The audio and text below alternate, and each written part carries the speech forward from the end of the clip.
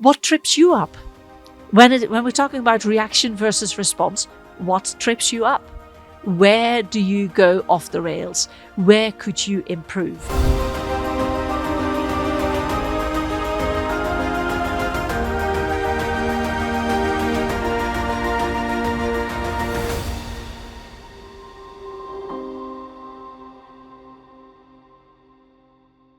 Good morning, good afternoon, good evening, wherever you are in the world. Welcome to the Quality of Life Quest. My name is Anneke.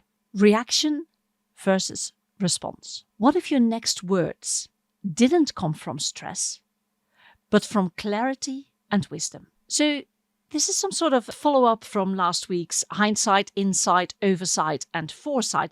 It's perhaps a different way of looking at things. So you react in the heat of the moment. And if you respond to a situation, you reply from wisdom, from known facts, perhaps even from rehearsed intuition. And to illustrate what I consider to be rehearsed intuition is I used to do gymnastics myself, and I trained first as what we call catcher, someone standing on the sideline, stepping in when things threatened to go wrong, and later as a gymnastics teacher. So I knew the movements from the inside out. I knew what it felt like to perform a certain movement. And then when I stood on the side of the apparatus and a student would perform that particular movement, somehow I could see, I knew, I intuited where things would go wrong.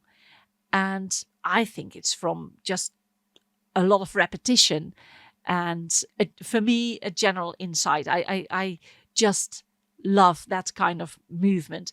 But at times when people start the movement, you can already predict A, that it goes wrong, and B, where it was going to go wrong. And then, where to be in order to prevent a serious injury. Another example could be martial arts. Now, I'm no expert in that, but I can imagine that if you train certain movements over and over and over again, you get to kind of predict where people's balance is going to be, which way a movement goes and what you can do about it. Reaction versus response can be the difference between a day you regret and one you're proud of. Now, how do you shift from reacting to responding? So when you react, you're in a state of stress. And when you're in a state of stress, your vision narrows. It becomes tunnel vision. And you do not see any of the other opportunities that are outside that field of vision. When you've got this narrow vision, you make snap, knee-jerk reactions. On the other side of the spectrum is when you are calm, you are balanced, your vision is open, then you've got oversight. There it is, the link with last week. You've got the oversight of the situation and you can see where the other person comes from. You may know what their goal is, what your personal goal is, and you can figure out a way to combine the two and make all parties happy. That would be great. You can get to that state of relaxation and open vision by taking a couple of deep breaths. It forces you to take time. By hitting pause, physically stepping back from the situation. Quite often when you are talking to people, you can be in quite close proximity, especially for me on a busy ward where there's people here, there and everywhere. You can stand quite close together and that can be a bit threatening to some people. If you step back, it gives them space, it gives yourself space, and it diffuses the tension a bit. Taking breaks. I've noticed that the times that I take breaks at work, I recalibrate, I get my energy back. Whilst if I do not take my breaks, even though I get the tasks done, it's not necessarily peaceful. It's not necessarily the best outcome. Whilst if I do take my break and I do reset, eat a bit, drink a bit, take the weight off my feet, stepping away from the situation, or talk it over with colleagues in the break room.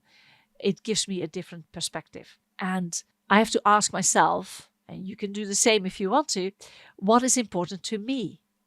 Why am I doing this task? What's the general outcome I want?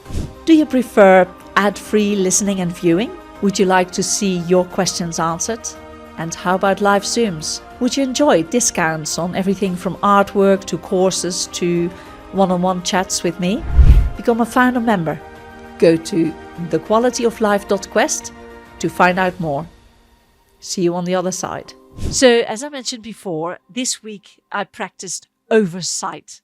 I stumbled a lot. It's so easy to get wrapped up in whatever things you're doing. I had to keep reminding myself of it. I put a sticker on my bottle saying oversight. I did get some questions about that. It was two things, one to remind me and one to put the energy of oversight in my drink. So in my perception, I stumbled a lot with oversight, with how I think my work should be. But at least 3 patients independently and several family members also independently, they didn't know each other, they weren't in the same space. They all had positive things to say to me about me, which is, not to toot my own horn or whatever. It's just interesting that they saw positive aspects of me in me, and it was enough to make them tell me. And whilst they were telling me, my brain was going, yeah, but I missed this. And there was all this negative talk going on in my head. And I find that fascinating.